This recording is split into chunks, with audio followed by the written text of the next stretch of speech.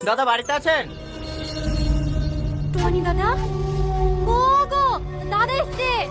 বসেন দাদা বসেন, আমি টাকালে আসছি। এলেন দাদা, পুরো 10 লাখ আছে। এলে ধর।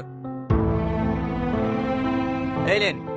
কি হলো দাদা, এখনো তো আরো 10 লাখ টাকা পাবেন, টাকা ঘুরে দিচ্ছেন কেন? আমার ধার দেওয়া টাকা আমি পেয়ে গেছি, ও টাকা তোমার কাছে রাখো। কিন্তু দাদা, আমার তো 15 লাখ টাকা 3 বছরে 30 লাখ টাকা দেওয়ার কথা।